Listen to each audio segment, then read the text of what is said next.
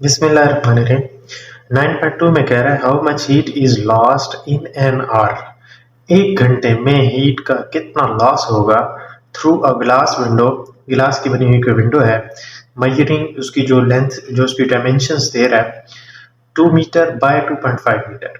2 metre और 2.5 metre उसकी dimensions दे रहा है। हो सकता है 2.5 उसकी लेंथ हो और 2 मीटर उसकी विड्थ हो, तो वो डायमेंशंस उसकी गिवन है। यहाँ से आप इसका एरिया निकालेंगे।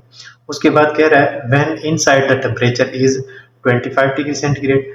जो घर के अंदर का जो टेम्परेचर है, जो रूम के अंदर की बात कर रहा है, वो है 25 degree centigrade and that heat outside is 5 degree centigrade. तो बाहर का जो टेम्परेचर है वो थोड़ा लो है और वो है 5 degree centigrade. The thickness of गिलास इज, गिलास की थिकनेस भी गिवन है 0.8 सेंटीमीटर। उसके बाद बता रहा है एंड द वैल्यू ऑफ के, कोफिशिएंट ऑफ थर्मल कंडक्टिविटी, इसका के की वैल्यू गिवन है 0.8 वाट पर मीटर पर केल्विन। ये वैल्यू भी उसकी गिवन है। अब हमने ये देखना होता है कि जो हीट का जो एक्सचेंज है और हीट का जो रेट है वो कितने सेकंड में कितने जूल एनर्जी का ट्रांसफर होगा, वो डिपेंड करता है टेम्परेचर डिफरेंस पे। T1 माइनस T2 पे डिपेंड करता है। टेम्परेचर डिफरेंस जितना ज़्यादा होगा उतना ज़्यादा तेज़ी से हीट फ्लो करेगी। टेम्परेचर डिफरेंस जैसे जैसे कम होता है तो हीट का एक्सचेंज जो है वो स्लो हो जाता है। उसके बाद उसके एरिया के साथ रिलेशन है। एरिया जितना खुला होगा, जितना बड़ा होगा, उतना तेज़ी से हीट का फ्लो होगा। ये भी चीज़ डायरेक्ट में आएगी, डायरेक्ट रिलेशन में आएगी। उसके बाद जो उसकी थर्ड चीज़ है वो थिकनेस है। थिकनेस के साथ इसका इन्वर्स रिलेशन है। अगर थिकनेस बहुत पतली हो तो हीट का जो एक्सचेंज है वो तेज़ी के साथ होगा, और अगर थिकनेस बहुत मोटी हो जाए तो ज़ाहिर है मोटाई की वजह से वो जो है वो हीट का जो एक्सचेंज है वो स्लो हो जाएगा। हम कहेंगे कि हीट बड़ी देर के बाद ट्रांसफ़र हो रही है।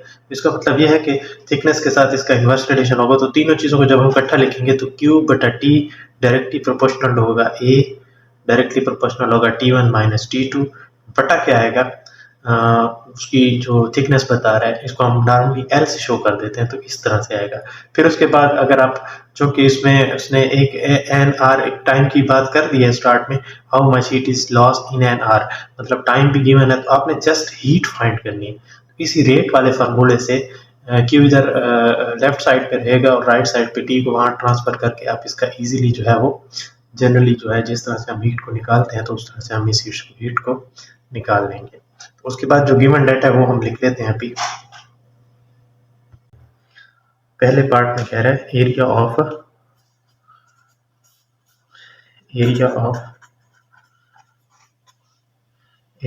विंडो। विंडो का जो एरिया है वो ए के बराबर है और वो है 2 मीटर बाय 2.5 मीटर। तो that area will be equal to आ जाएगा, दो को इससे मल्टीप्लाई करेंगे तो 5 मीटर स्क्वायर। ये उसका गिवन एरिया है। Thickness of glass, thickness of glass, गिलास की जो थिकनेस है वो है 0.8 सेंटीमीटर।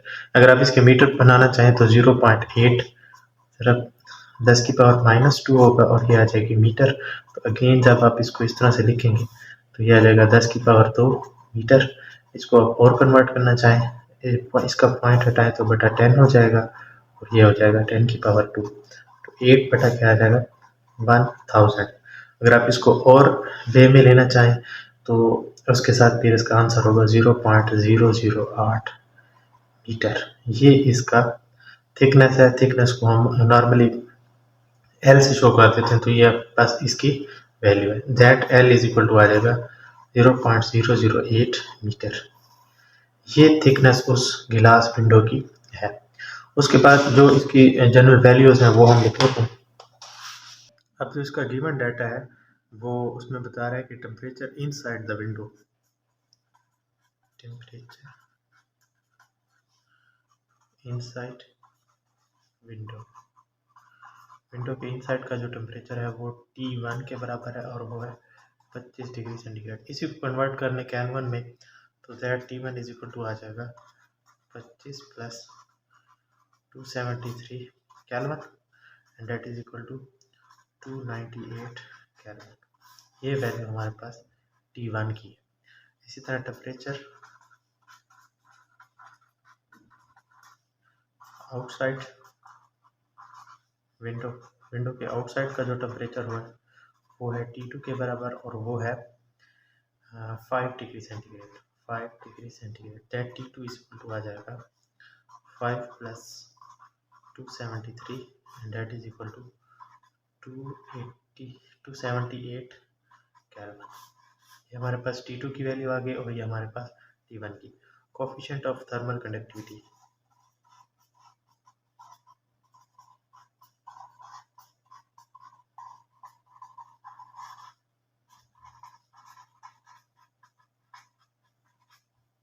वो बराबर है K के, और वो वैल्यू गिवन है 0.8 वाट पर मीटर पर केल्विन। अब जनरली जो बात हम जानते हैं कि हीट का जो एक्सचेंज होता है, हीट का जो रेट है वो डिपेंड करता है मुख्तलिफ फैक्टर्स पे। अब हमने चूँकि हीट फाइंड करनी है, heat loss through the glass,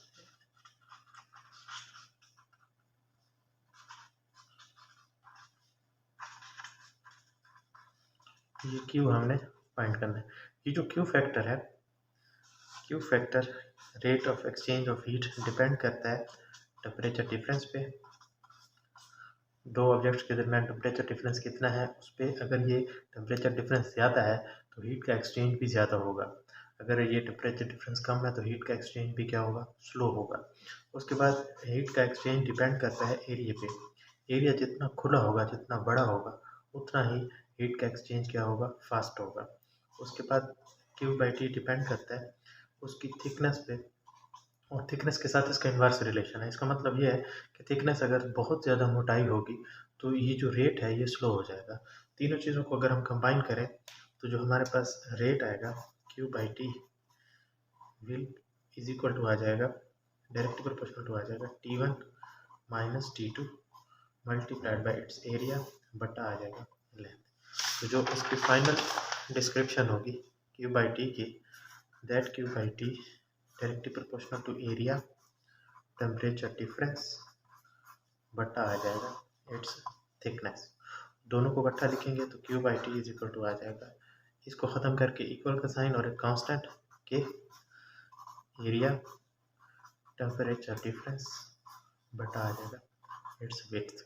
यही के का जो यूनिट हमने वाट पर मीटर पर केल्विन निकाला है वो उसी तरह से निकाला है, इन्हीं की वैल्यूज को रख के। आपने चूँकि क्यू फाइंड करना है तो that Q is equal to आ जाएगा K area temperature difference multiplied by time बटा आ जाएगा length.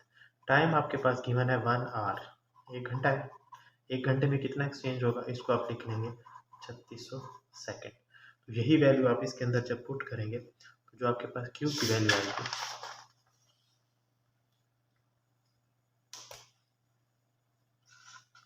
Q is equal to आ जाएगा K area temperature difference heat का एक्सचेंज टी बटा आ जाएगा एल।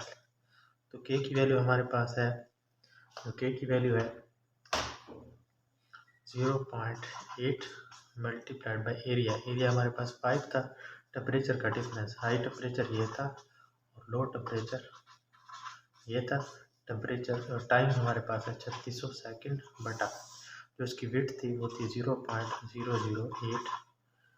तो that Q will be equal to आ जाएगा, अब इसको मल्टीप्लाई कर लें 0.8 मल्टीप्लाइड बाई 5, इसका रिजल्ट होगा 0.8 मल्टीप्लाइड बाई 5, इसका रिजल्ट है 4, और इन दो का जो डिफरेंस है वो 20 के बराबर है मल्टीप्लाइड बाई 3600, 80 मल्टीप्लाइड बाई 3600, इसका रिजल्ट आया है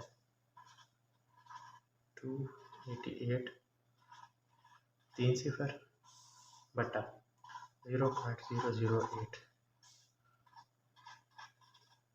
divided by 0.008, that is equal to क्यों आ जाएगा 36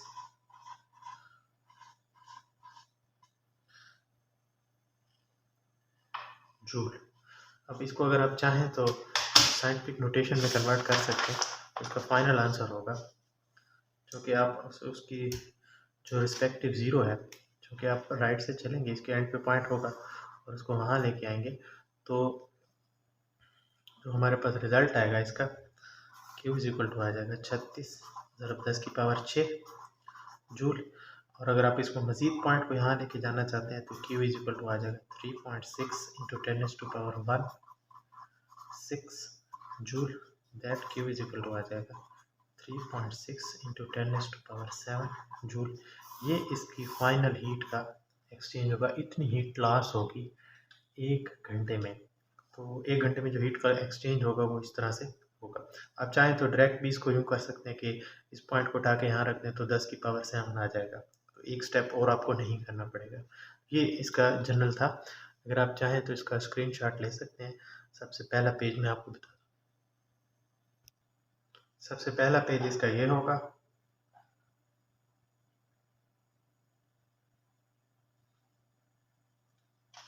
उसके बाद ये इसका दूसरा पेज होगा।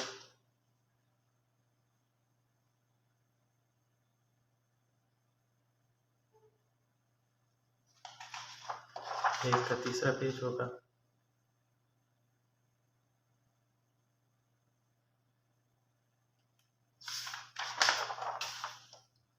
ये इसका 5th पेज होगा।